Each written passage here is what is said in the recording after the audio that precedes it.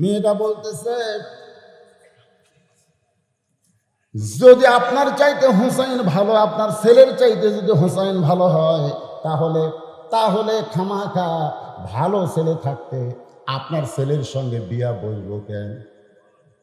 আপনি যখন আমার অভিভাবকে হবেন, তাহলে হোসেনের সঙ্গে আমার বিয়ার ব্যবস্থা করে দেন। সুবহানাল্লাহ বলেন না কেন? ওমর ফারুক বললেন, না, জীবনে কোনোদিন ঘটকালি করি নাই, আজকে প্রথম তোমার বিয়ার ঘটক হব। মেয়েটাকে নিরাপদ আশ্রয় দিয়ে ওমর ফারুক পরন্ত বিকেল বেলায় হযরত আলীর দরজায় সালাম দিলেন, আসসালামু আলাইকুম ইয়া আহলাল বাইত। সালাম দেওয়ার পরে এই কোরআন থেকে একটা আয়াত তেলাওয়াত করলেন, আম্মা সাইলা ফালা তানহার। হযরত আলী চমকে গেল। সালামের শব্দ শুনে মনে হয় হযরত উমর, কিন্তু ফকিরের আয়াত কেন তেলাওয়াত করলেন? দরজা খুলে বলে, আমির আল মুমিনিন, আপনি ফকিরের আয়াত পড়ে সালাম কেন দিলেন?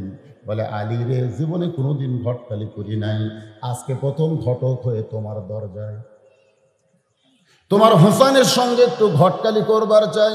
সঙ্গে সঙ্গে হযরত আলী বলে, আল্লাহ, উমর ফারুকের মতন মহান ব্যক্তি যদি আমার হোসেনের ঘটক হয়, যদি মহান ব্যক্তি আমার হোসেনের ঘটক হয়, তাহলে পাত্রী অবশ্যই ভালো হবে। ওমর ফারুক বললেন যে আমার আব্দুল্লাহর সঙ্গে বিয়ে দিবার চাইলাম, মেয়েটা রাজি না। মেয়েটা তোমার হোসেনকে স্বামী হিসাবে গ্রহণ করতে চায়। হযরত আলী বললেন, মেয়েটার যোগ্যতা কি? মেয়েটার যোগ্যতা কি? উমর ফারুক বললেন, 6 বছর বয়সে ঈমান গ্রহণ করেছে, 12 বছর ঈমানের পরীক্ষা দিয়েছে, পরীক্ষায় সে লিয়াবলুয়াকুম আইয়ুকুম আহসানু আমালা। জোরে কোন সুবহানাল্লাহ। হযরত আলী বলতেছে, এমন একটা মেয়ে আমি হোসেনের জন্য খুঁজতেছিলাম। উমর ফারুক বলে, আলী ভাই, তাহলে আমার ঘটকার আল্লাহ কবুল করেছে, আসো দুইজন কোলাকুলি করি। বুকের সঙ্গে যখন বুক লাগায়, এমন সময় হোসেন ঘর থেকে বাহির হয়ে বলতেছে, মনে হয় আপনারাই বিয়ে করবেন। যেভাবে বুকের সঙ্গে বুক লাগাইছেন, মনে হয় আপনারাই বিয়ে করবেন। ওমর ফারুক রাগ করে বলে, হোসাইন, আমরা দুইজন তোমার মুরব্বী, তুমি কি মুরব্বী মানো না?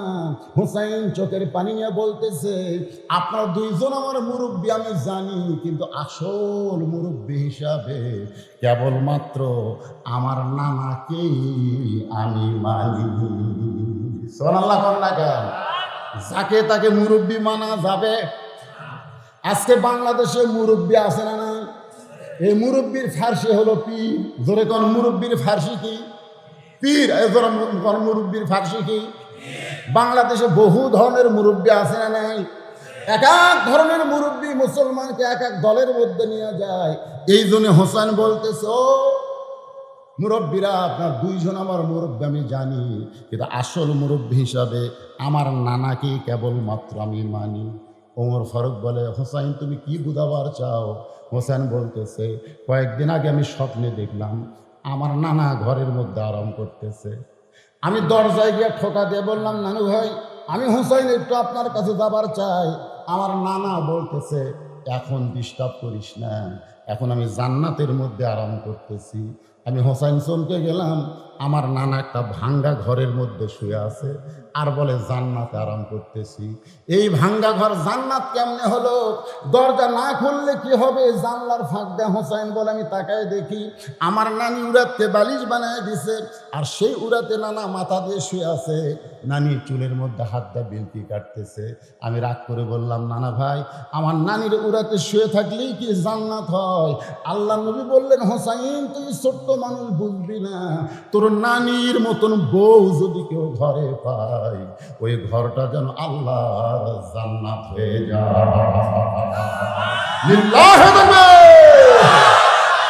তাহলে বউ যদি কেউ ভালো পায়, ওই ঘরটা আল্লাহর কি হয়? আপনারা যে বউগুলা পাচ্ছেন, একটু চিন্তা করে দেখেন তো, ঘরগুলা কি জান্নাত না জাহান্নাম? কয়েকদিন আগে যখন স্টার জলসা জি বাংলা, কয়েকদিন আগে যখন স্টার জি বাংলা বন্ধ হলো, আমি এক মাহফিলে বললাম, আলহামদুলিল্লাহ, আমাদের ঘরগুলো এখন ভালো থাকবে, ঠিক না? কিন্তু কিছুদিন পর দিকে আবার চালু। হে মায়েরা, বোনেরা, যারা পর্দার অন্তর আছেন, আল্লাহর নবী বলতেছে, হোসাইন তোমার নানির মতন বউ যদি কেউ ঘরে পায়, সেই ঘরটা আল্লাহর জান্নাত হয়ে যায়। হোসেন বলতেছে, আমিরুল মুমিনিন, আমি সেদিন থেকে নিয়ত করেছি আমি বিয়া সেই মেয়েকেই করব যে মেয়েটা আমার নানির মতো হবে। বাবা আপনি বলেন তো, আপনি আমার মা কেমন বিয়া করেছেন? আমার মা আপনার কেমন বউ? আপনি যেমন ভালো বিয়ে করেছেন, আমার নানা যেমন ভালো বিয়ে করেছে, আমি হোসাইন কেমন একটা ভালো বিয়ে করতে চাই। ওমর ফারুক বললেন, আমি যে মেয়েটার ঘটকালি করতেছি সে মেয়েটা অনেক ভালো। বলে, আপনি ভালো বললে হবে না, আমার ভালো জানতে হবে। ওমর ফারুক বলে, তুমি কেমনে ভালো জানবে? হোসেন বলেছে, আমি মনে মনে সিদ্ধান্ত নিয়েছি আমি সেই মেয়েকে বিয়ে করব যে মেয়ে আমার 3টা প্রশ্নের উত্তর দিবার পারবে। জোরে বলেন কয়টা? ওমর ফারুক বলে, হোসাইন কি তুমি 3টা প্রশ্ন করবে? হোসাইন বলতেছে, আমি শুধু মেয়েটাকেই প্রশ্ন করব, এই প্রশ্ন অন্য কাউকে আমি জানাবো না। উমর ফারুক বলে, আলী রে, তোমার হোসাইন যে 3টা প্রশ্ন করবে সেই সম্পর্কে তোমার জানা আছে? আলী বলতেছে, আমি জীবনের প্রথম শুনলাম। উমর ফারুক কানতে কানতে মেয়েটার কাছে, মেয়েটা বলতেছে, খবর কি? বলে, আমার আব্দুল্লাহর সঙ্গে বিয়া বস না, তোর জীবন শান্তি হবে। বলে, আপনার আব্দুল্লাহ যদি হোসাইনের চাইতে ভালো হয় আমার কোনো আপত্তি নাই। উমর ফারুক বলতেছে, হুসাইন আব্দুল্লাহর চাইতে ভালো, কিন্তু হুসাইন তো তোমাকে বিয়ে করবে না। মেয়েটা বলতেছে, সে কি নাকচ করেছে? নাকচ করেনি সরাসরি, তবে বলেছে আমি 3টা প্রশ্ন করব, উত্তর দিবার পারলে বিয়া, নসের বিয়া করব না। যে প্রশ্ন আমি জানি না, তার বাবা পর্যন্ত জানি না, সেই প্রশ্নের উত্তর তুমি কেমনে দিবে? মেয়েটা ঘরের ভিতর থেকে বলতেছে, আমিরুল মুমিনিন, হোসেন কি 3টা প্রশ্ন করবে আমি জানি না, তবে আমার ঈমান বলতেছে আমি না পারলেও আমার আল্লাহ পারবে। লিল্লাহি তাকবীর। আজকে আমাদের বাংলাদেশে অনেকে কয়, হুজুর যেভাবে দেশ চলতেছে এইভাবেই চলবে, আরো 40, আরো 50। মানে ইমান এমন ড্যামেজ হয়ে গেছে আর অন্য কোনো চিন্তাই করবার পারতেছে না। জোরে কোন কথা ঠিক কিনা? শোনেন, যে কোনো সময় আল্লাহ পরিবেশ পরিবর্তন করতে পারে। পারে কি পারে না? পারে না? হয়তো মনে করতেছে কিভাবে যে আমেরিকা আজ থেকে 3 বছর আগে গোটা পৃথিবী দখল করার চিন্তা করেছিল, আল্লাহ এমন একটা করোনা দিল, করোনা দিয়ে আমেরিকা পারমাণবিক বোমার দিকে খেয়াল নেয়, ওরা নিজেরা বাঁচবে কেমনে এই খেয়াল। ধরে কোন কথা ঠিক কি? আল্লাহর মার দুনিয়ার ব্যার। আচ্ছা আপনারা এইরকম যদি করেন কি কি কম ওয়াজ কি বন্ধ করে দেবো? কি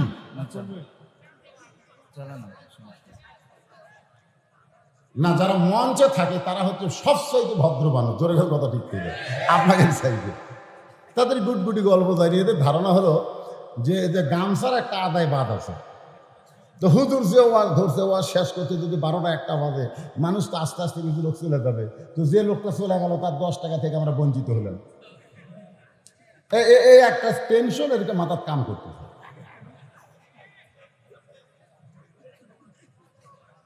আমি গত বছর উঠছিলাম মাগরিবের পরে, এবার আমি চিন্তা করলাম আমি যাই মাগরিবের কিন্তু পরে এশার কমপক্ষে 1 ঘন্টা আগে আমি আসি।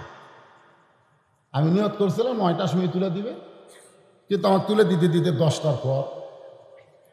তো এখন ওয়াজের লাইন না জাতি ইনারা টেনশনে পড়ে গেছে, রাত অনেক হয়ে গেল।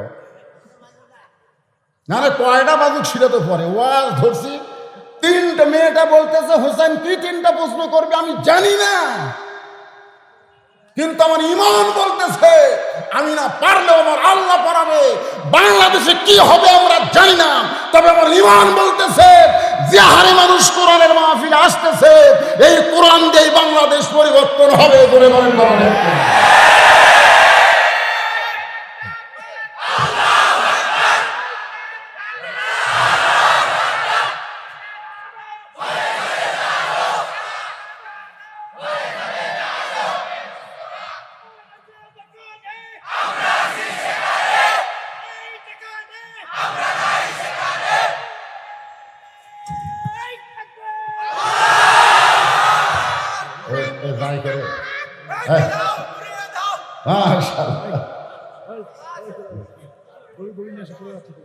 এটা যাই কেন পরে পরে কেন ভাইজান শোনেন, আপনাদেরই অনুমতি নিয়ে আমি ওয়াদা করতেছি, 1 ঘন্টা হোক আরো 1.5 ঘন্টা হোক ওয়াদা আমি করবো, কারণ আগামী বছর পর্যন্ত বেঁচে থাকার কোনো গ্যারান্টি আমার নাই। তো এই কমিটিকে এই খুশখুশিটা বন্ধ করার জন্য এরকে এত খালি এই করতেছি, এইটা বন্ধ করার জন্য 5টা মিনিট আপনাদের কাছে ব্যাগ যাবি, রুমাল যাবি, কি ব্যাগ না রুমাল। ইমান বলতেছে, আমি কিন্তু বারবার আপনাকে দেখাচ্ছি এই জায়গা, কোন জায়গায় ইমান কুটে আছে। হ্যাঁ, এই জায়গা হাত দিয়ে দেখেন তো, খবর কি হাতে দেখেন। আমরা যখন টেজে আসি ওয়াজ করবার বসলি আমাদের ইমান আমাদেরকে বলে, বর্তমান যে পরিবেশ চলতেছে সব ওয়াজ করিস না রে,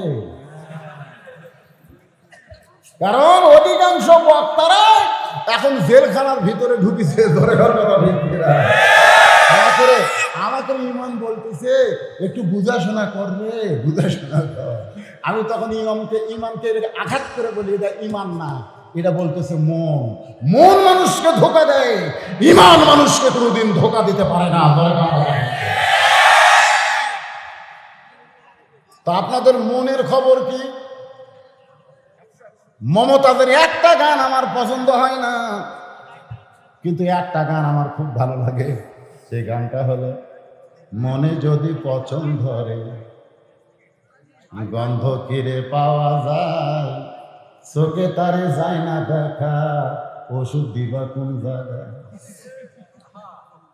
ভালো না গানটা? ভালো না? আলা ইন্না জাসাদিন ফি মুযগাতান ইযা সালুহাত সালুহাল জাসাদু কুল্লুহু ওয়া ইযা ফাসাদাত ফাসাদাল জাসাদু কুল্লুহু আলা ওয়াহিয়াল কলব। আজকে আমাদের বাংলাদেশের অধিকাংশ মানুষের মনটা নষ্ট হয়ে গেছে। সেই মনটাকে ভালো করতে পারে, তার নাম কি? যারা বলেন তার নাম কি? আল্লাহর সেই কোরআনের মাহফিলে বসেছেন, একটু মনোযোগ দেন। ওমর ফারুক খুশিতে বাগ বাগ হয়ে দৌড়, হযরত আলীর দরজায় ডাক দেয় আলী। হযরত আলী দরজা খুলে বলতেছে, কিছুক্ষণ আগে মনটা খারাপ করে চলে গেলেন, আপনার ঘটকালি আল্লাহ কবুল করলো না বললেন, আবার খুশি হয়ে কেন আইছেন? বলে তারিফ করার জন্য আইছি। সুবহানাল্লাহ। হুসাইন বলতেছে, কিসের তারিখ? উমর ফারুক বলে, বিয়ার তারিখ না, বিবাহের তারিখ না।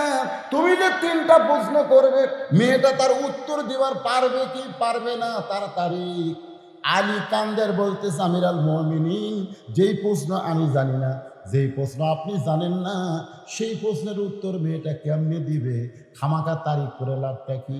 ওমর ফারুক বলে, আলী রে, ইমানের বলে বলিয়ান হইয়া কোনো মুমিনা যখন কথা বলে, তখন মুমিনা একলা থাকে না, তার সঙ্গে আমার আল্লাহ যোগ দেয়। আপনার যখন ইমানের বলে বলিয়ান হবে, তখন দেখবেন আপনারা একলা থাকবেন না, আপনাদের সাথে কে থাকবে? আরো জোরে বলেন, কে থাকবে? ওরা আমাদেরকে অ্যাটম বোমা মারবে, আর আমরা একটা পাথর ওদের দিকে নিক্ষেপ করব। ওদের অ্যাটম বোমা আমাদের কাছে মিষ্টি তরমুজ হবে, আর আমাদের পাথর ওদের কাছে বম হয়ে যাবে।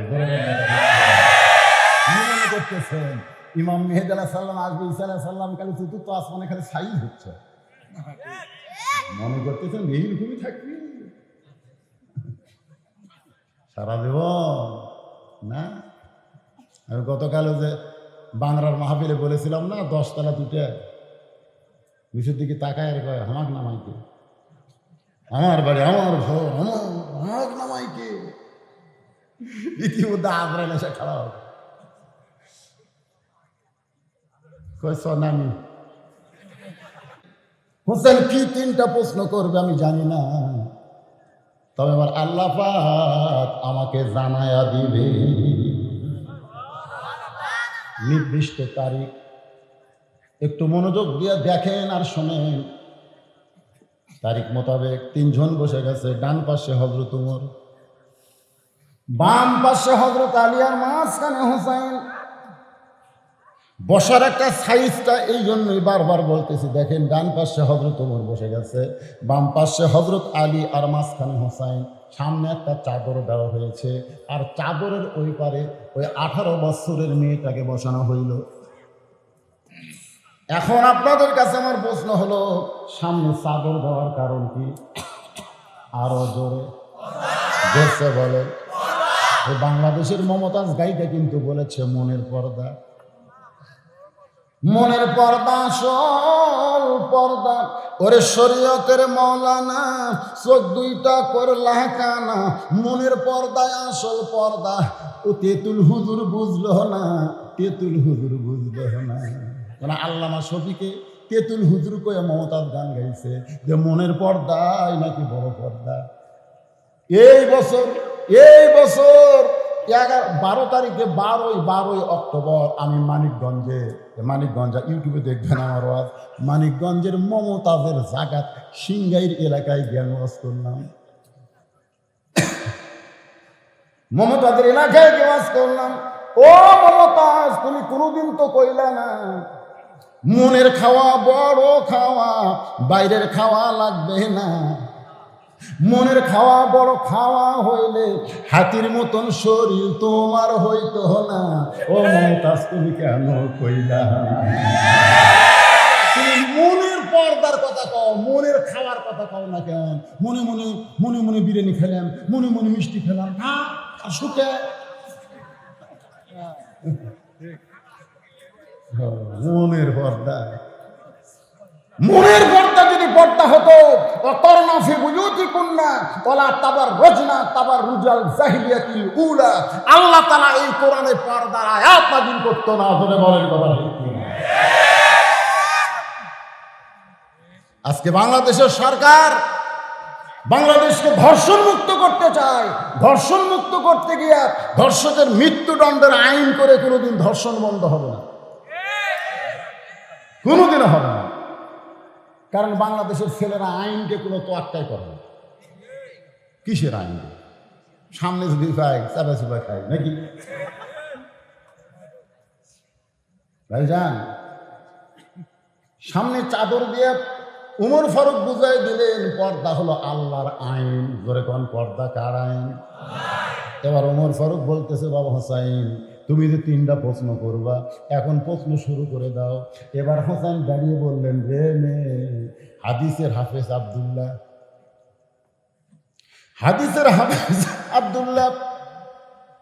অর্ধ পৃথিবীর খলিফার ছেলে আব্দুল্লাহ, আমার চাইতে চেহারায় সুন্দর আব্দুল্লাহ, সে আব্দুল্লাহকে তুমি স্বামী হিসাবে কবুল না করে আমাকে কেন স্বামী হিসাবে পাওয়ার চাও?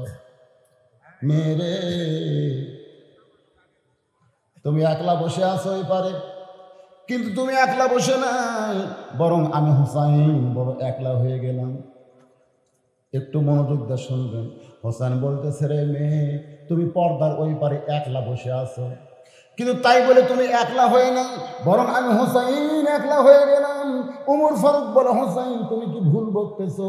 তোমার ডান পাশে আমি বসে আছি, বাম পাশে তোমার বাবা বসে আছে, তাহলে তুমি একলা কেন হলে?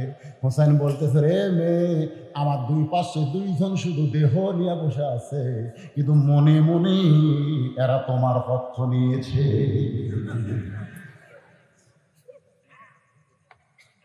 খালি দেহ নিয়ে নির্বাচন কমিশনার হইয়া বসে থাকা লাভ না। তোমরা যতই ভোটে দাঁড়াও, ভোট করো, ওরা মনে মনে কিন্তু একটা পক্ষ নিয়ে আসে।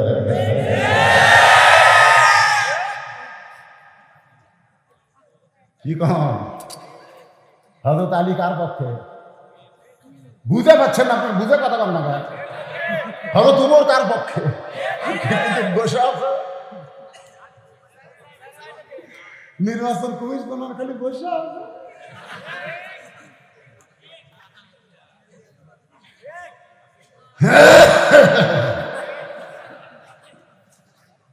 স্বতন্ত্র প্রার্থী হয়ে টাকা খরচ করো।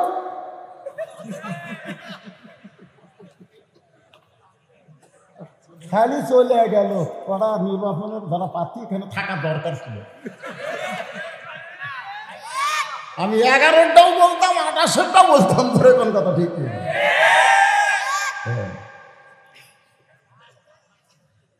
আল্লাহর বান্দারা একটু মনোযোগ দিয়ে শুনবেন। ওমর ফারুক চমকা উঠছে, আসলেই তো তাই। আমরা খালি দেহ নিয়ে হোসেনের কাছে বসে আছি, মনে মনে আমরা তো মেয়েটার পক্ষ নিয়েছি, কারণ মেয়েটা যেন পারে। জোরে কোন কথা ঠিক কিনা? ওমর ফারুক বলে, হোসাইন এখন তুমি প্রশ্ন শুরু করে দাও। এবার হোসাইন বলতেছে, রে মেয়ে, আমার 1 নম্বর প্রশ্ন হলো, আমার মাকে তুমি জানো?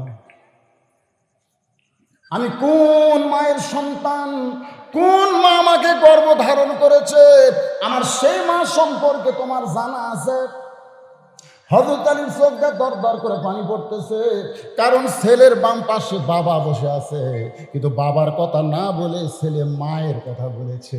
কারণ এখানে আমাদের সকলের বুঝতে হবে, বাবার কারণে ছেলে ভালো মন্দ হয় না, ছেলে ভালো মন্দ হয় মায়ের কারণে। জোরে বলেন কথা ঠিক কিনা?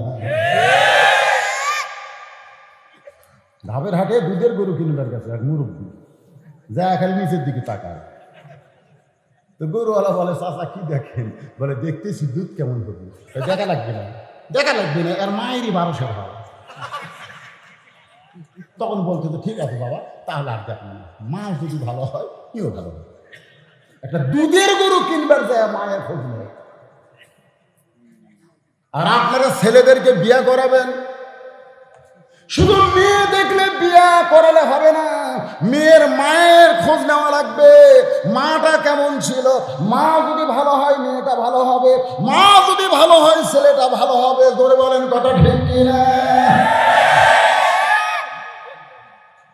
বাবা আনন্দে মাতিয়া সাগরে ভাসাইয়া সেই যে চইলা যায়, খবর লয় না মাজন ধরিয়া উদরে, পথে যতন করে 10 মাস পরে পায় প্রসবের বেদনা।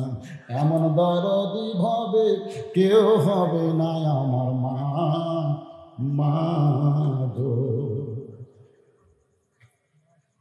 মায়ের 1 ফোঁটা দুধের দাম,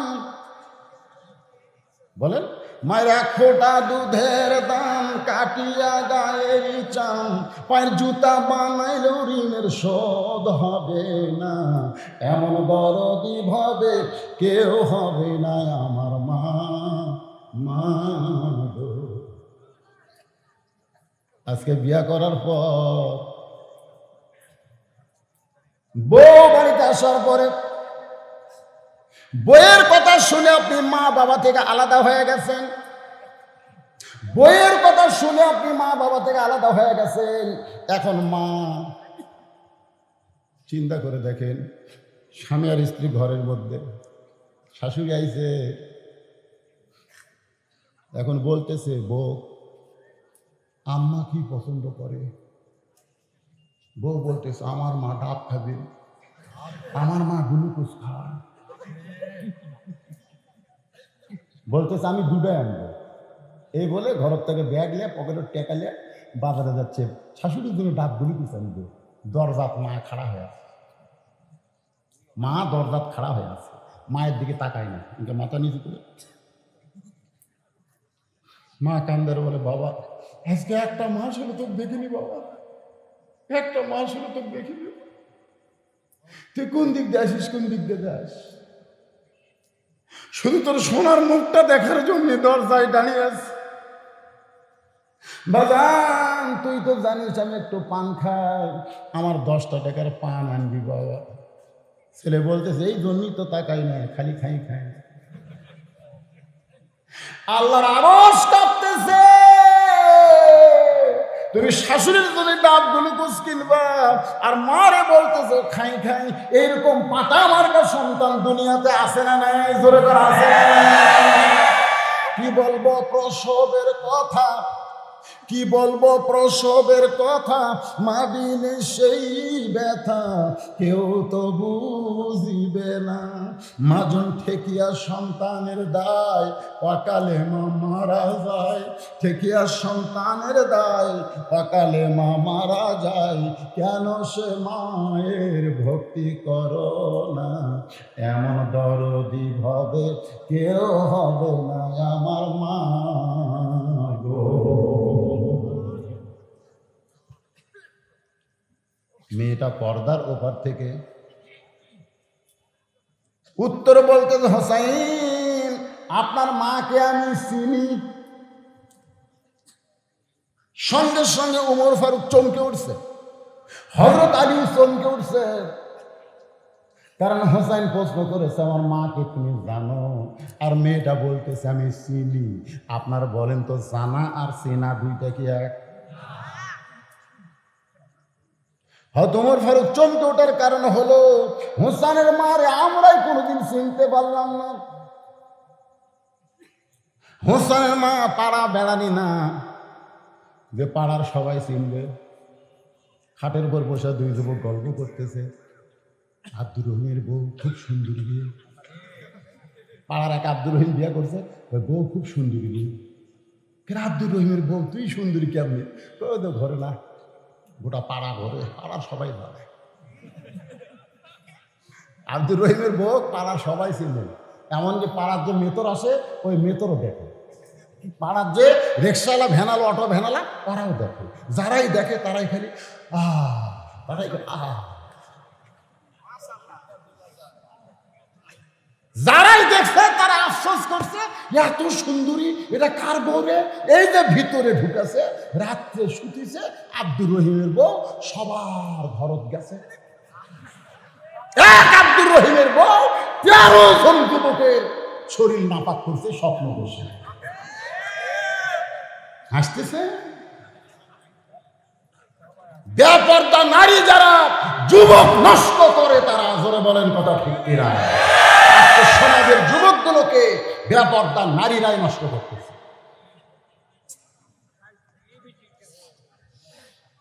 আমার মায়েরা বোনেরা একটু মনোযোগ দিয়ে শোনেন। উমর ফারুক চমকে উঠছে, আর হযরত আলীর চোখ দিয়ে দরদর করে পানি পড়তেছে। কারণ মেয়েটা বলতে, হোসাইন আমি আপনার মাকে চিনি। অনেক সময় চলে যায়, মেয়েটা বলতে, হোসাইন আপনি প্রশ্ন করলেন, আমি উত্তর দিলাম, উত্তর হলো কি হলো না, আপনার 3 বিচারকের কেউ যে কথা কন না। উমর ফারুক বলে কেমনে হবে? কারণ হোসেন প্রশ্ন করলো আমার মাকে জানো, আর তুমি উত্তর দিলে চিনি, তুমি কেমনে চিনবা? এবার মেয়েটা বলতে, হোসাইন আপনার মায়ের চোখের ভুরু জোড়া ছিল। যেই মাত্র কইছে চোখের ভুরু জোড়া ছিল, হযরত আলী বসা মানুষ লাভ দিয়ে উঠছে। যে চোখের ভুরু জোড়া ছিল এটা আমি বলতে পারবো আমার বউ হওয়ার কারণে, হোসেন বলতে পারবে তার মা হওয়ার কারণে, নবী বলতে পারবে তার মেয়ে হওয়ার কারণে। মেয়েটা বলতে, হোসাইন আপনার মায়ের বাম গালে কালো একটা তিল ছিল, আপনার মায়ের থুতুনির তলে লাল একটা দাগ ছিল। সঙ্গে সঙ্গে আলী কান্দে বলে, মা যা বলছিস বলছিস মা, আর বলিস না, কারণ এই জায়গায় একজন পরপুরুষ আছে। আপনারা বলেন তো পরপুরুষকে আরো জোরে। উমরের মতন একজন মহামানব যদি পরপুরুষ হয়, তাহলে মুরিদের বইয়ের কাছে পীর কি পুরুষ।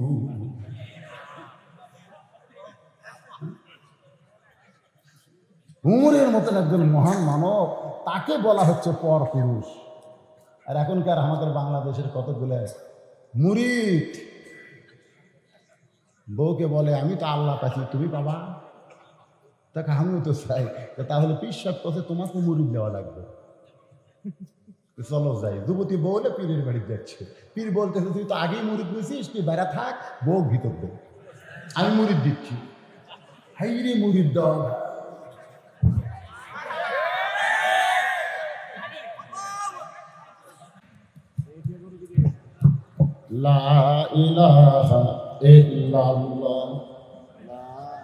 একজনও নড়ে নাই, নড়ছে?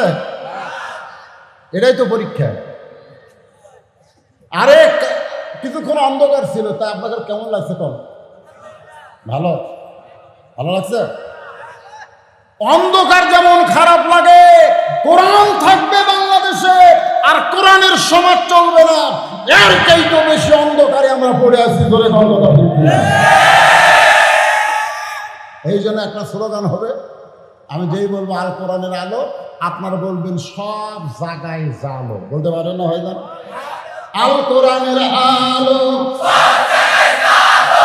সবাই বলেন না। আমি কিন্তু বলি না এই যে সংসদে যাবো, সংসদের কথা বললে অনেক আবার লাখ মুখ শিক্ষা তোলে, হুজুর আবার রাজনীতি শুরু করলো না। সংসদ বাদ, সব জায়গায়, সব জায়গার মধ্যে যদি সংসদ থাকে তাহলে সংসদের মধ্যে আল কোরআনের আলো, কোরআন হাদিস যেখানে, দুনিয়ার মুসলমান।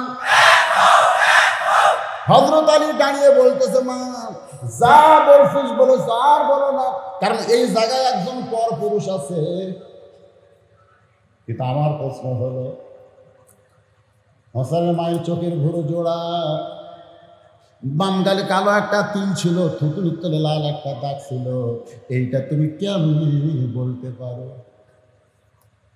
মেয়েটা কান্দের বলে, মুরব্বী, ওই রুমের জেলখানার মধ্যে যখন ঈমান গ্রহণ করার অপরাধে আমি বন্দী ছিলাম, সকাল বেলায় 3টা করে চাবুক, বিকেল বেলায় 3টা করে চাবুক যখন আমাকে মারতেছিল, আমার দেহের এমন কোনো জায়গা নাই যে জায়গায় চাবুকের আঘাত লাগে নাই। একসময় আমি কাঁদতে কাঁদতে বলেছিলাম, আল্লাহ তুমি আছো আসমানে আর নবী আছে মদিনায়, এই রোমের জেলখানায় আমার আপন বলতে কেউ নাই।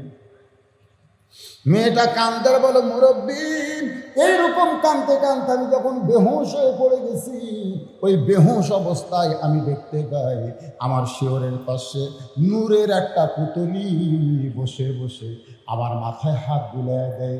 আমি বললাম, কে গো আপনি? জান্নাতের হুরি না বেহেশতের পরি? আপনি কে গো? এত সুন্দরী, জান্নাতের হুরি না বেহেশতের পরি? আমার মাথায় হাত দেয়, বলে, মা আমি জান্নাতের হুরিও না বেহেশতের পরিও না, আমি হলাম জগৎ বিখ্যাত মা ফাতেমা। আমি স্বপ্নে, ওই স্বপ্নে তার চেহারার দিকে আমি ব্যাকুল হয়ে তাকায় দেখি তার চোখের ভুরু জোড়া, বাম গালে কালো একটা তিল আর থুতুনির তলে লাল একটা দাগ পর্যন্ত দেখতে পেয়েছি। এরপর আর দেখতে পাই নাই। সঙ্গে সঙ্গে হোসেন চিল্লায় বলে, রে মেয়ে, আমি 1 নম্বর প্রশ্নের উত্তর যেমন আশা করেছিলাম তার চাইতেও তুমি 100 গুণ ভালো দিয়েছ। ওমর ফারুক বলতেছে, আলী রে, আমার ঘটকালে আল্লাহ কবুল করেছে। হোসেন বলতেছে, এত সহজ না, কারণ 3টা প্রশ্নের উত্তর না দিলে আমি বিয়ে করব না। কেবল একটা হয়েছে। বলে, কোন কয়টা হয়েছে? এবার ওমর ফারুক বলতেছে, বাবা তাহলে তুমি 2 নম্বর প্রশ্ন করো। এবার হোসেন বলতেছে, রে মেয়ে, আমার 2 নম্বর প্রশ্ন হলো, আমার 2 নম্বর প্রশ্ন হলো, তুমি যে বলেছো 6 বছর বয়সে ঈমান গ্রহণ করেছি, তোমার দাদা খ্রিস্টান, তোমার নানা খ্রিস্টান, তোমার 14 গোষ্ঠী খ্রিস্টান, তুমি যে দেশে জন্মেছো সে দেশের সবাই খ্রিস্টান, তাহলে খ্রিস্টানদের দেশে তুমি 6 বছর ছোট্ট একটা মেয়ে ঈমান গ্রহণ কেমনে করলে? তুমি কিভাবে ঈমান গ্রহণ করলে? এটা কি স্বপ্নে করেছো না বাস্তবে করেছো? এইটাই হলো আমার 2 নম্বর প্রশ্ন। উমর ফারুক চমকে উঠল, এই প্রশ্ন তো 2 পাহাড়ের মাঝখানে আমারই করার কথা ছিল। ধরে কোন কথা ঠিক কিনা? যখন মেয়েটা বলেছে 6 বছর বয়সে ঈমান গ্রহণ করার অপরাধে 12 বছর আমাকে জেলখানায় বন্দি জীবন কাটাতে হয়েছে, আমি উমর যেই প্রশ্ন করতে পারি নাই সেই প্রশ্ন মেয়েটাকে কে করেছে? ধরে কোন কে করেছে? মেয়েটা বলতে, হোসাইন 6 বছর বয়সে ঈমান কেমনে পাইলাম, এই মহামূল্যবান নিয়ামত কেমনে পাইলাম, এটা যদি জানতে চান তাহলে শোনেন। আমি দুনিয়ার সাধারণ কোনো ঘরের মেয়ে না, আমার দাদা হলো রোম সম্রাট কাইসার। মেয়েটা বলতেছে, আমি দুনিয়ার সাধারণ ঘরের কোনো মেয়ে না, আমার দাদা হলো রোম সম্রাট কাইসার। আমার দাদা পরন্ত বিকেল বেলায় একদিন আমাকে বলতেছে, নাতনি রে, আজকে রোমের রাজ দরবারে খেলা হবে, তুই কি খেলা দেখতে যাবি? বর্তমানে বাংলাদেশের খেলা, বাংলাদেশের ছেলেরা কিন্তু খেলা দেখতেছে, জোরে কোন ঠিক কি না? এখন ক্রিকেট খেলা হচ্ছে, টি-20 বিশ্বকাপের খেলা হচ্ছে। আমাদের বাংলাদেশ যাদেরকে দেশের মাটিতে হারালো, বিদেশের মাটিতে দেখালে একে একে সব হারিয়ে যাচ্ছে। আমাদের বাংলাদেশ নিউজিল্যান্ড এই দেশও ভালোই পারে, অস্ট্রেলিয়া ঘেরাতে, নিউজিল্যান্ড ঘেরাতে, যাই আসতেছে ভারত আসতে সবগুলো খালি কুপে একা, যেরকম কথা ঠিক না? কিন্তু বিদেশের মাটির জায়গা একই দেওয়া। আমাদের দেশের ছেলেরা খেলা পছন্দ করে, করে কি ঘরে না? আমি ছেলেদের দুটা পায়ে হাত দিয়ে বলতেছি, বাবা তোমরা ফুটবল খেলা দেখো অসুবিধা নাই, তোমরা ক্রিকেট খেলা দেখো অসুবিধা নাই, কিন্তু এই 4G মোবাইলে তোমরা পাবজি খেলো।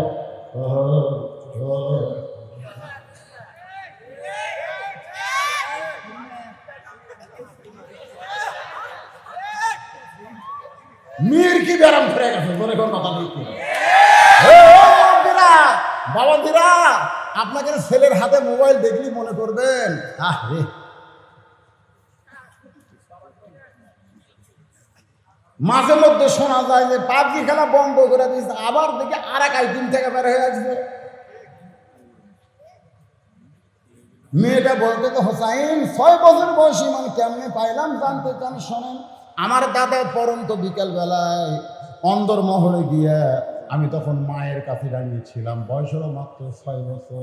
আমার দাদা এবং সম্রাট কাইসার বলতেছে, নাতি রে, আজকে রোমের রাজ দরবারে খেলা হবে, তুই কি খেলা দেখতে যাবি?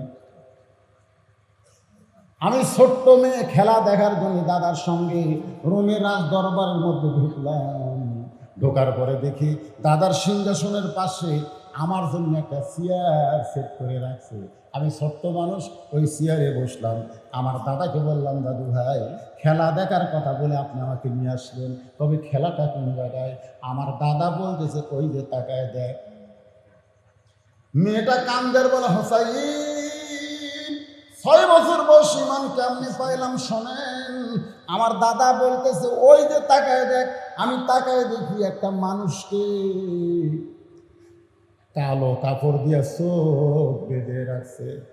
ওই মানুষের 2টা হাত লোহার শিকল দিয়ে আটকায় রাখছে, ওই মানুষের 2টা পা লোহার শিকল দিয়ে আটকায় রাখছে। আমি বললাম, দাদু ভাই খেলা দেখার কথা বলে আমাকে দেখাইতেছেন, ওইটা তো একটা মানুষকে আমি দেখতে পাই। আমার দাদা অট্ট হাসি দিয়ে বলে, নাতনি রে, তুই ছোট্ট মানুষ, তুই বুঝিস না, ওটা মানুষ না, ওটা মানুষ না। আমি বললাম, দাদা মানুষের মতোই তো দেখা যায়, তাহলে মানুষ না ওইটাকে? আমার দাদা বলতেছে, ওইটা মানুষ না রে, ওইটা মানুষ না, ওইটা হইল মুসলমান। মেয়েটা কান্দার বলে, হোসাইন আমার দাদা হলো খ্রিস্টান, আর খ্রিস্টানেরা মুসলমানকে মানুষ মনে করে না। আজও গোটা পৃথিবীতে খ্রিস্টান বলেন, ইহুদি বলেন, এমনকি আমাদের ভারতের দাদা ভাইদের কথা বলেন না কেন, তারা কোনোদিন মুসলমানকে মানুষ মনে করে না। বলে কথা ঠিক না? আমাদের বাংলাদেশের নির্বাচন আসলে বলে হিন্দু মুসলমান ভাই ভাই, সবার কাছে ভোট চাই। তোরে তোর কথা ঠিক কিনা? আর কয়েকদিন আগেই ফেসবুকে ভাইরাল হয়েছে আমাদের বাংলাদেশের পতাকা, জাতীয় পতাকা ওরা পায়ের তলে ফালাইয়া দিয়া খুঁজতেছে আর বলতেছে, হিন্দু হিন্দু ভাই ভাই, মুসলমান নাই চাই।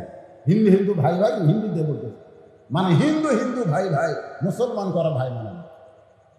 শোনেন, আল্লাহ রাসূল বলেছেন, কুল্লু মুসলিমুন ইখওয়া, প্রত্যেকটা মুসলমান ভাই ভাই। করে কথা ঠিক কি? আমরা প্রত্যেকটা মুসলমান হই। এরা কি দিলেন বাবা? উনি কিছু বলবেন কি? আচ্ছা, মোহাম্মদ আমিন মন্ডল মেম্বার পদপ্রার্থী, উনি 1000 টাকা, 1000 ইট যদি ভোট ফেল করে ও আগে দিচ্ছে। আচ্ছা ঠিক আছে। না না, হাসির খেলা না ভাই রে। এইরকম মাদ্রাসায় আমি প্রায় 2.5-3 লাখ টাকা আদায় করে দিছি পাবনা। আদায় করে তো পরের বছর গেছি, যা বললাম ভাই গত বছর তো অনেক আদায় হয়েছে। ভাই হুজুর খালি মুখত হয়েছে হুজুর, কিন্তু ক্যাশে হয়নি। এই বাকি আদায় করা যে কত বড় কষ্ট ভাই, এক জায়গার যে কয়বার পাকান লাগবে আল্লাহ ভালো জানে।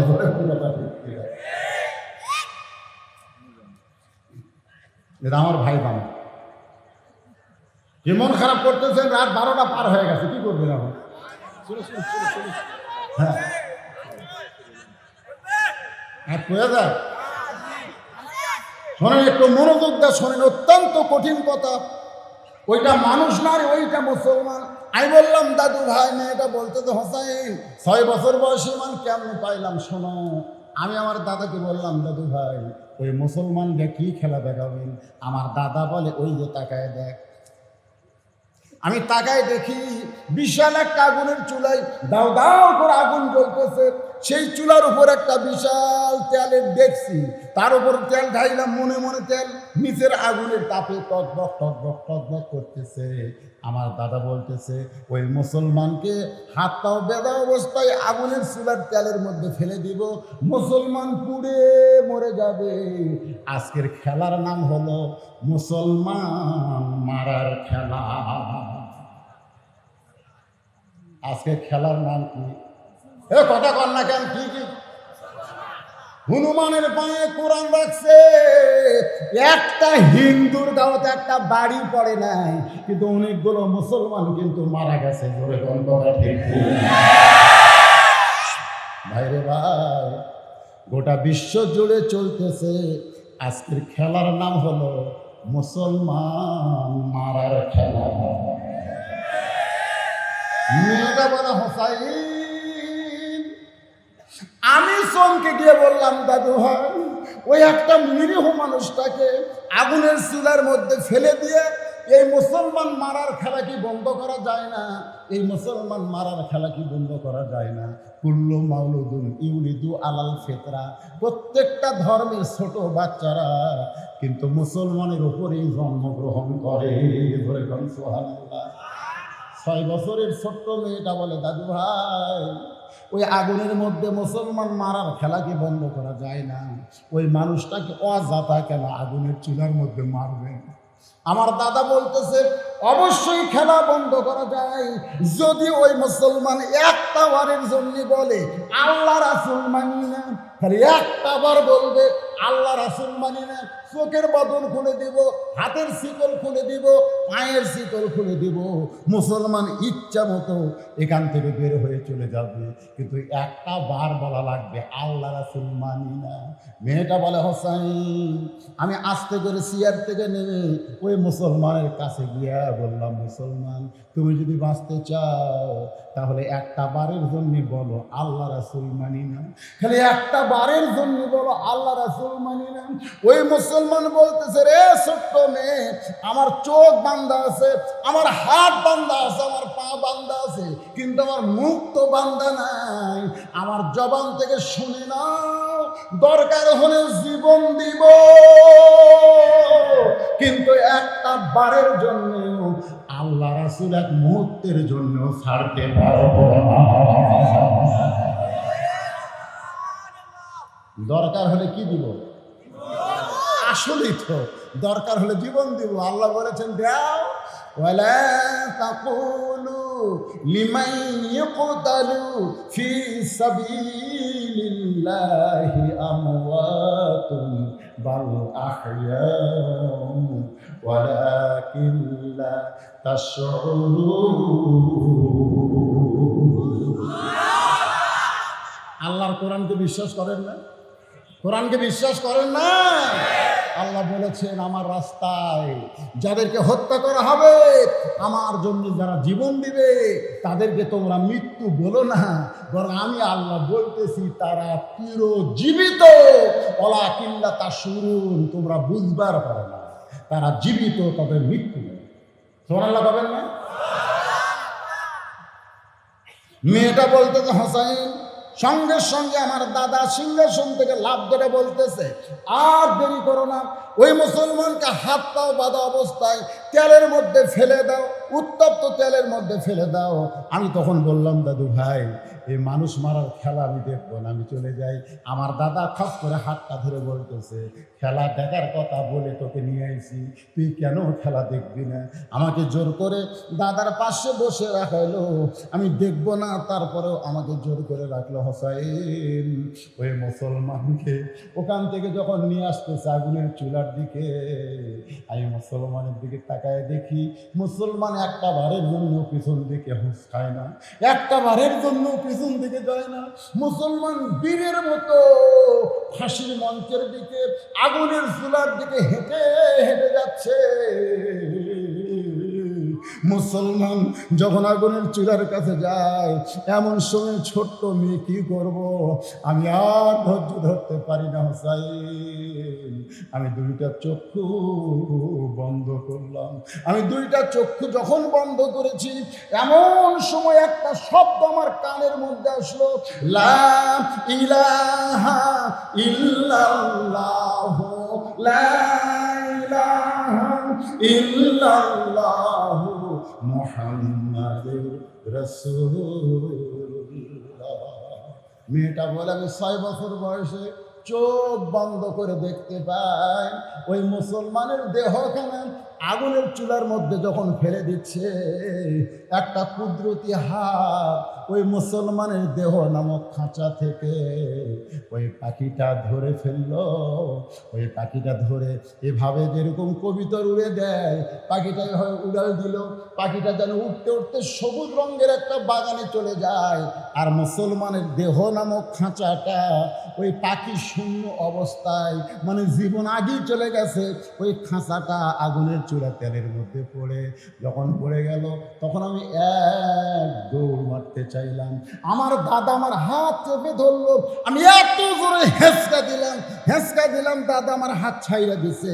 আমি এক দৌড়ে ঘরের মধ্যে গিয়ে বললাম, লা ইলাহা ইল্লাল্লাহ মুহাম্মাদুর রাসূলুল্লাহ, লা ইলাহা ইল্লাল্লাহ মুহাম্মাদুর রাসূলুল্লাহ। আমার মা বলতেছে, তুই না তোর দাদার সঙ্গে খেলা দেখতে গেলি, কিন্তু খেলা দেখবার গিয়া এই মুসলমানের কলমা কোথায় পাইলি?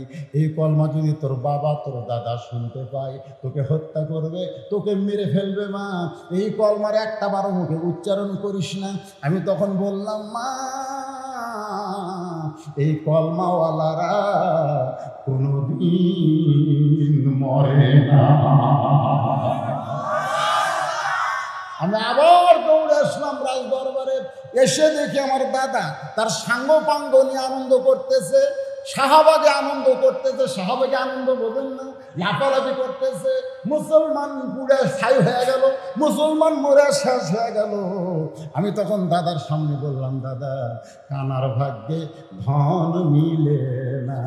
6 বছরের মেয়ে, আমি দাদাকে বললাম, দাদা, কানার ভাগ্যে ধন মিলে না, সামনে পড়ে আছে সোনা, কানা দেখতে পায় না, মাটি মনে করে ফাইলা দেয়, হাতে তুলে নেয় না, কানার ভাগ্যে ধন মিলে না। ও দাদা, তোমরা মনে করতেছো মুসলমান মরে গেছে, তোমরা মনে করতেছো মুসলমান পুড়ে গেছে। ও দাদা, মুসলমান মরেও নাই, মুসলমান পড়েও নাই, মুসলমানের খাঁচা পড়তেছে, কিন্তু মুসলমানের প্রাণ পাখি এখন ইল্লিন নামক জান্নাতের বাগানে ঘুরে আমার দাদা বলতেছে, তুই আমার নাতনি হয়ে মুসলমানের দলে ভর্তি হলি? হ্যাঁ, কিরে, তুই আমার নাতনি হয়ে মুসলমানের দলে ভর্তি হলি? তখন একজন পাদ্রী বলতেছে, জাহাপনা, আপনি জানেন না, এটা এমন একটা জাত, এই মুসলমান এমন একটা জাত, এদেরকে মারিয়া কোনোদিন শেষ করা যাবে না, এদের একটা মানলে 10টা জন্ম নিবি করে। আপনারা জানেন এটা চলতেছে 2000 কত সাল?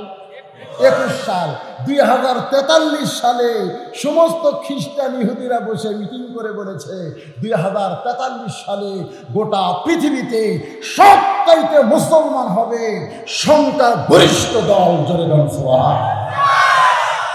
এত মারবি, একটা মারবি 10টা মারবি।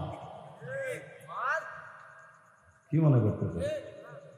এক জাকির নায়কের হাতে 43,000 খ্রিস্টান ইহুদি মুসলমান আছে। এমনি পিস টিভি বন্ধ করছে, এমনি বন্ধ করছে।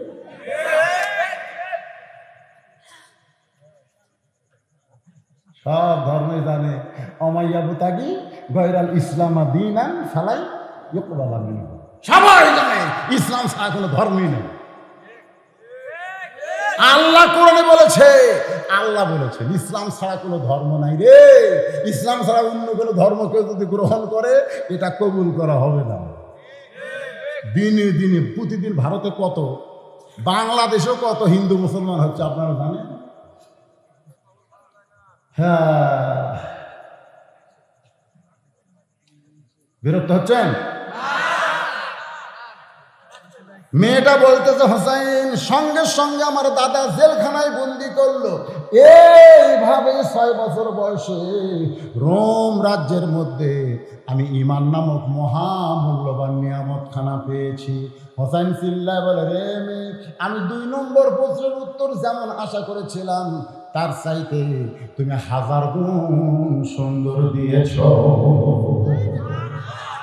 ওমর ফারুক বলতেছে, আলী ভাই আমার ঘর পেলে আল্লাহ কবুল করছে, বিয়ে তো হয়ে যাচ্ছে। হোসেন বলতেছে না না, 3টা প্রশ্নের উত্তর না দিলে আমি বিবাহ করব না।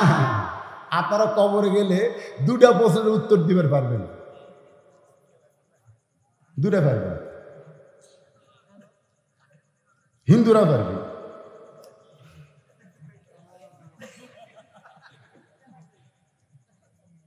একটা তো সবই পারবে, একটা পারবি না।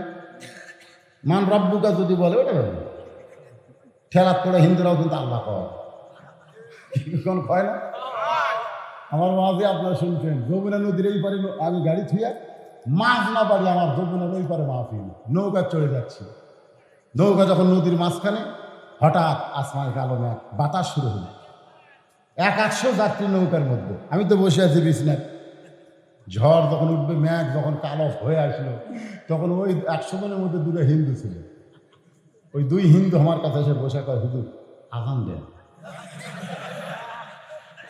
তাই বললাম, তোমরা হিন্দু হয়ে আজান কেমনি বোঝো? আমাদের বাড়ি মুসলমান এলাকা, হুজুর এইরকম যখন ঝড় হয়, আকাশে কালো মেঘ করে, তখন আজান দিলে কমে যায়, 1বার দিলে কমে, 2বার দিলে ভালো হয়, আজান দেন। আমি বললাম, তোর ভগবানের খবর কি? ওরা 2 কালীদের দিকে তাকায়, ভগবান কি সব জায়গা থাকে?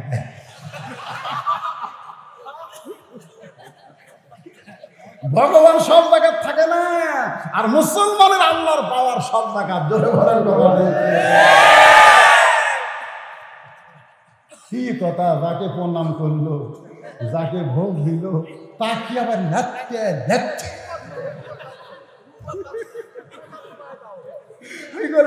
ভাই, যাত্রা ভোগ দিল, যাত্রী খাইল, টাকা লাগছে, এটাই আমাদের ধর্ম। হুজুর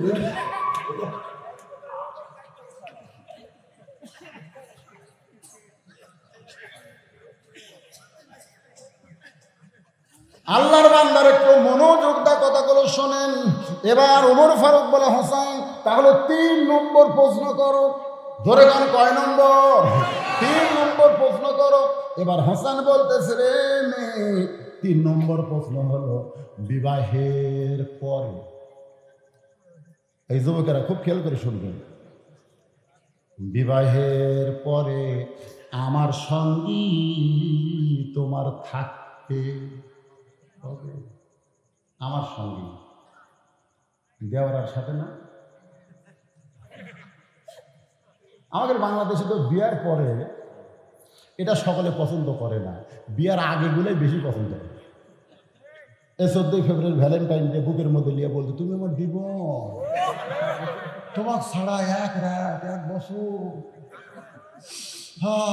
মেয়ে টাকায় কি গো, তুমি আমার জান্নাত গো। আল্লাহ কয় খালি বিয়াটা হোক, তারপর দেখো জান্নাত না জাহান্নাম, খালি বিয়াটা হোক। বিবাহের আগে কোন পর নারীর সঙ্গে কোন ছেলের একটা কথা বলা জায়েজ নাই। করে বলেন কথা ঠিক কিনা? সব কিছু হবে বিবাহের পরে। আর আমাদের বাংলাদেশে সব বিয়ের আগে। হোসেন বলতেছে, রে মেয়ে, আমার 3 নম্বর প্রশ্ন হলো বিবাহের পরে আমার সঙ্গেই তোমার থাকতে হবে। মেয়েটা ছোট বাচ্চার মতন ফোপায় ফোপায় কাঁদতেছে। ওমর ফারুক বলতেছে, মা, যে 2টা কঠিন প্রশ্নের উত্তর দিলাম মা, আর এইটা তো সহজ প্রশ্ন, বিবাহের পরে হোসেনের সঙ্গেই থাকতে হবে, উত্তর দিবা। আপনি আমার মনের বাসনা, আপনাকে বিয়ে করে আমি ধন্য হব, তাহলে বিয়ের পরে তো আপনার সঙ্গেই থাকবো, এই কথা বলে দিবা। এটা না বলে তুমি কেন এমন করে কাঁদতেছো? মেয়েটা বলতেছে, আমিরুল মুমিনিন,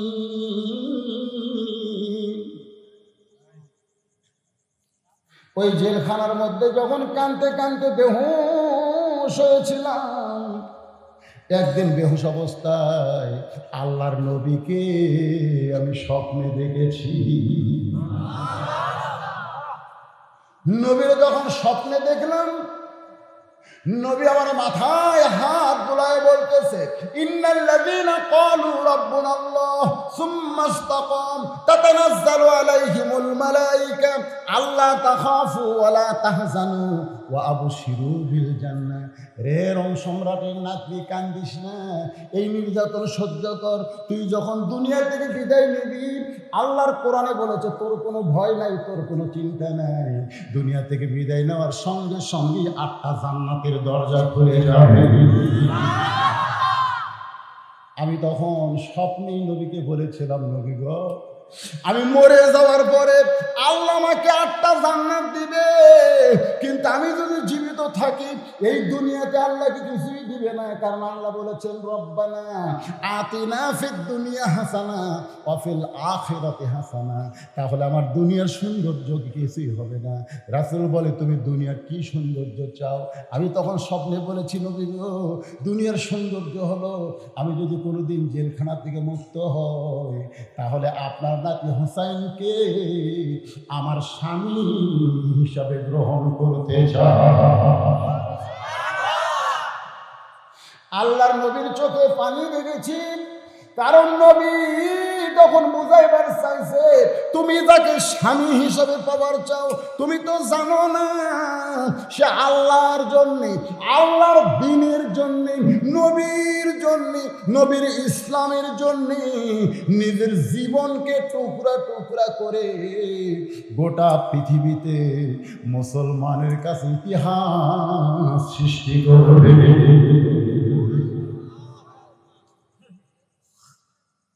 শহীদে কারবালা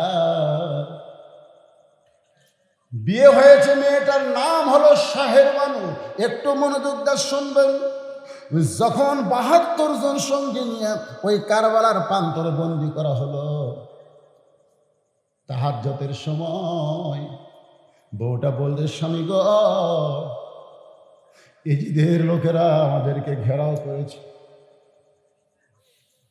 হোসাইন বলতেছে, তুমি আলী আজমীরকে নিয়ে যাও, কারণ ওরা শত্রু আমার সঙ্গে, তোমাদের সঙ্গে না। তখন আমি বললাম, বিয়ের সময় কিন্তু আপনি বলেছিলেন বিয়ের পরে আমার সঙ্গেই থাকতে হবে, আপনাকে একা ছেড়ে আমি তাবু ছাড়ব না। পরদিন সকালবেলায় বলে, স্বামী গো, স্তনের দুগ্ধ শুকে গেছে, আলী আসগর আর দুধ পান পাচ্ছে না। শিয়াল কুত্তা ভুলাতে পানি পান করে। আপনি নবীর নাতি, আপনার কি ওরা জানে না, চিনে না? আলী আসগরের জন্য কি 1 ফোঁটা পানির ব্যবস্থা হবে? হোসাইন ছোট্ট আলী আসগরকে নিয়ে ফরাতের পানি কুলের কাছে নিয়ে বলে, রে ইয়াজিদের লোকেরা, জিয়াদের লোকেরা, শোনো, আমার সঙ্গে তোমাদের কি শত্রুতা জানি, তুমি আমার আলী আসগর মায়ের স্তনের দুগ্ধ পায় না, পানি পান করার জন্য ব্যবহার করতেছে।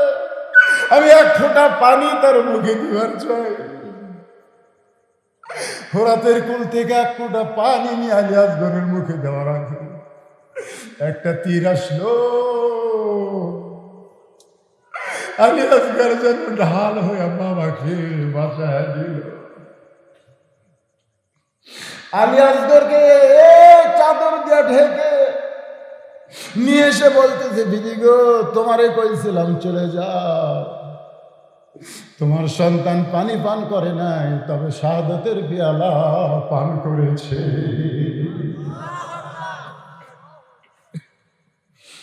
মাজার পরদিন হোসেন রাদিয়াল্লাহকে হত্যা করে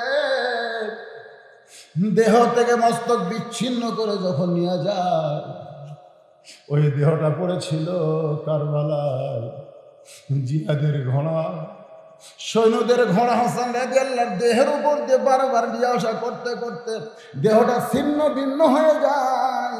ওই সময় হাসান রাদিয়াল্লাহর বিবি তার ওড়নার মধ্যে হাসান রাদিয়াল্লাহর দেহের খণ্ডিত বস্তুগুলো কুড়ে কুড়ে একটা চাদরে এভাবে বেঁধে তারপর হাত দিয়ে বলেছিল, স্বামী গ, বিবাহের পূর্বে তৃতীয় প্রশ্ন করেছিলেন বিয়ার পর আমার সঙ্গী থাকতে হবে। আমি তৃতীয় প্রশ্নের উত্তর তখন দিয়েছিলাম, কিন্তু আপনি বিশ্বাস করছিলেন কিনা? আজকে দেখেন, আপনার সেই দেহের উপর হাত দিয়ে ওয়াদা দিয়ে দিলাম, শেষ পর্যন্ত আপনার সঙ্গে ছিলাম। আপনি যখন জান্নাতি যুবকদের সর্দার হবে, ওই জান্নাতে আমি আপনার সঙ্গে থাকতে চাই। আল্লাযী খালাকাল মাউতা ওয়াল হায়াতা লিয়াবলুয়াকুম আইয়ুকুম আহসানু আমালান ওয়া হুয়াল আজিজুল গফুর। আয়াতটা নিয়ে দীর্ঘ সময় আমি আপনাদের সামনে বর্তমান প্রেক্ষাপট সবকিছু সামনে নিয়ে আলোচনা করেছি। আল্লাহ পাক আমাদের আলোচনা মোতাবেক জীবন করার তৌফিক দান করুন। সকলে বলে আল্লাহুম্মা আমিন। আস্তাগফিরুল্লাহ, পড়েন আস্তাগফিরুল্লাহ রাব্বি মিন কুল্লি জামবিন ওয়া লা কুওয়াতা ইল্লা বিল্লাহি আলিয়্যিল আযীম। অনেক ফিলিম এসেছে, অনেক দান করেছে। আপনারা মনে করবেন না যে আমি দান করলাম আমার নাম উচ্চারণ হলো না, কোনো নাম লাগবে না। দান করার সঙ্গে সঙ্গে আল্লাহর খাতায় আপনাদের নাম উঠে গেছে ইনশাআল্লাহ। আল্লাহুম্মা আমিন। আল্লাহুম্মা আনতাস সালাম ওয়া মিনকাস সালাম তাবারাকতা ইয়া যাল জালালি ওয়াল ইকরাম। আল্লাহ তাআলা হাজার হাজার মানুষকে হোসেনপুর মাহফিল আজকে তোমার